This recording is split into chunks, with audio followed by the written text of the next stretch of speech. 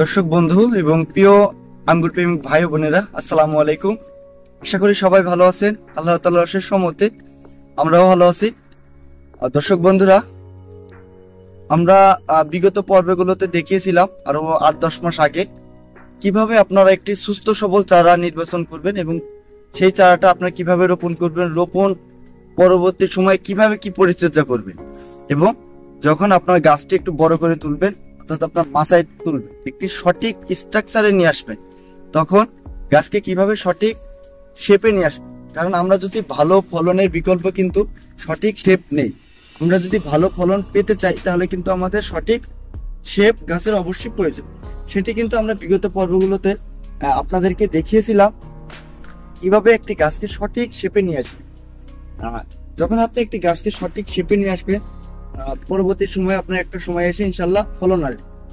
ফলন আসার সময়ও কিন্তু যখন আপনার একটি থোকা হবে, বা দেখেন আমি আপনাকে বোঝানোর চেষ্টা করছি, যখন আপনার বাগানে সঠিক শেপটা দেওয়ার পরে এমন একটি থোকা আসবে, এই থোকাটা কিন্তু একটা সঠিক শেপে নিয়ে আসবে। সেটা কেমন? তার প্রথম ধাপ হলো থিনিং করা। যদি আপনার সঠিকভাবে এবং একটি সুন্দর থোকা চান বা একবার পরিপুষ্ট আঙ্গুর চান, তাহলে কিন্তু থিনিং এর বিকল্প নেই। আসলে থিনিংটা কি সেটা যদি আমি আপনাদেরকে একটু বোঝাই, থিনিংটা হলো মূলত ছাঁটাই করা। দেখেন এখানে আমার এই থোকাটায় অসংখ্য আঙ্গুর আছে, এই যে দেখেন এখানে প্রচুর আঙ্গুর আছে, এই যে থোকাগুলো আলহামদুলিল্লাহ প্রচুর আঙ্গুর আছে। যে এখানে একটু দেখান যেই পরিমাণ আঙ্গুর আলহামদুলিল্লাহ প্রত্যেকটা থোকায় সেটিং হয়েছে। এত আঙ্গুর যদি আমরা প্রত্যেকটা থোকায় রেখে দিই তাহলে কিন্তু আঙ্গুরটা সঠিক স্ট্রাকচার নিয়ে বা সঠিক গঠনমূলক এটার যে সঠিক গঠনটা ওটা কিন্তু দিতে পারবে না, বা এটার যেই ন্যাচারাল ভাবে বড় হওয়ার কথা অতটুকু হতে পারবে না, কারণ এটার স্পেসটা পাবে না। কারণ একটা থোকায় একটি আঙ্গুর তখনই বড় হবে বা তখনই আপনার ভালোভাবে বেড়ে উঠবে যখন আপনার একটু ভালোভাবে স্পেস পাবে বা হাওয়া বাতাস পাবে, একটি জায়গা পাবে, তখনই বেড়ে উঠবে। এখন আমি একটু দেখাই, এখানে ধরেন আমার এখানে 4টা আঙ্গুর, 4টা আঙ্গুর, আমার স্পেস আছে 2টা আঙ্গুরের। আমি যদি 4টা রাখি তাহলে কিন্তু 4টা একসাথে লেগে থাকলো, সেক্ষেত্রে কিন্তু আমি 4টাই কিন্তু ওইভাবে জায়গা দিতে পারবো না। সেক্ষেত্রে 4টা আঙ্গুরে আমার ছোট হয়ে যাবে। কিন্তু এখানে যদি আমি 2টা আঙ্গুর ছাঁটাই করে দিই, অর্থাৎ থিনিং করে দিই, থিনিং অর্থ হলো ছাঁটাই করা। আমি যদি ছাঁটাই করে দিই তাহলে কিন্তু 2টা আঙ্গুর এখানে স্পেসটা ভালোভাবে পাবে এবং এটা সঠিক যে শেপ, এটা যে আপনার আকৃতি, সেটা কিন্তু ভালোভাবে এটার পরিপুষ্টভাবে বেড়ে উঠবে। এখন আমি আপনাদেরকে দেখাবো আপনারা কিভাবে থিনিং করবেন। প্রথমত থিনিং আপনারা খুব সহজে করতে পারবেন।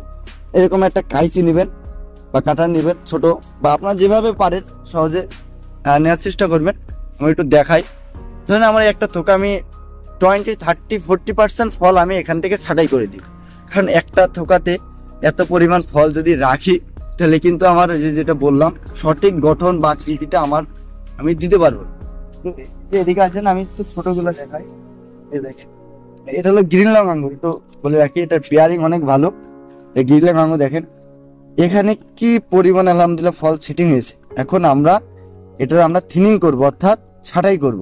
তো দেখাই, এই যে দেখেন এখানে ধরেন আমার একটা থোকার মধ্যে দেখেন এই থোকা থেকে একটা ব্রাঞ্চ আছে, সাইড ব্রাঞ্চ। এই সাইড ব্রাঞ্চ থেকে এখানে 1, 2, 3, 4, 5, 6, 7, 8, 9, 10টা আছে। তাহলে আমরা মোটামুটি 3 থেকে 4টা ফেলে দিব। এই দেখেন আমি এখান থেকে মাঝখান থেকে এই দেখেন কেটে দিলাম, তারপরে তো নিচ থেকে কেটে দিলাম, এখান থেকে কেটে ফেলে দিলাম। এই দেখেন এভাবে আমরা কেটে দিব, সঠিক স্পেসটা যেন ভালোভাবে পায় এবং আঙ্গুরটা পরিপুষ্টভাবে বেড়ে উঠতে পারে। এর জন্য এই দেখেন আমরা এভাবে সব ছাঁটাই করবো আস্তে আস্তে, ধীরে সুস্থে। তবে অবশ্যই এটা সেন্সিটিভ জিনিস, একটু ধীরে সুস্থে করবেন। কারণ দেখা গেল আমি অনেক আঙ্গুরের থিনিং করতে যেয়ে পুরো থোকাটাই অনেক সময় নষ্ট করে ফেলি। তো এই বিষয়গুলো একটু চেষ্টা করবেন। আসলে এটা হলো মোটামুটি আপনার খুব ধৈর্যের বিষয়। এখানে প্রচুর থিনিং করতে হবে, ভেবে চিন্তে দেখে থিনিং করতে হবে, তাই সময় একটু বেশি লাগুক। আপনারা থিনিংটা অবশ্যই করে দেবেন এবং খুব ধীরে সুস্থে করবেন যেন নষ্ট না হয় কোনো আঙ্গুর। এবং আপনি যখন আরেকটা বিষয় বলি, যখন থিনিং করতে যাবেন, ধরেন এই একটা আঙ্গুরে আপনি থিনিং করতে যাবেন, সাথে আপনার আরেকটাই কাইচিরা লেগে গেল বা একটু হালকায় খোঁচা লাগলো, সেক্ষেত্রে কিন্তু ওই আঙ্গুরটা পচে যাবে।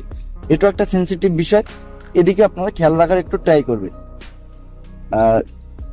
আমরা এইভাবে সব আঙ্গুর মোটামুটি সব আঙ্গুর থিনিং করে দেবো। অবশ্যই থিনিং করতে হবে, থিনিং এর বিকল্প নেই যদি গাছকে ফলকে সঠিক শেপ দিতে চান। এই দেখ এভাবে, কিন্তু অনেকে দেখা যায় থিনিং করেন। আমাদের আঙ্গুর দেখেন অনেক লম্বা লম্বা বড় বড়, আর আপনাদের দেখা যায় ছোট, মানে ছোট সাইজে ছোট হয়ে যায়, তখন ওটা মূলত থিনিং এর জন্য সমস্যা। সামনে দেখান, সামনে আরো কিছু থোকা দেখায় এদিকে। এই দেখেন একটা থোকা আসছে, এখানে কিন্তু প্রচুর ফল সেটিং হয়েছে। তারপরে আমাদের যে ছোট ফলগুলো আমরা আগে থিনিং করে দিব।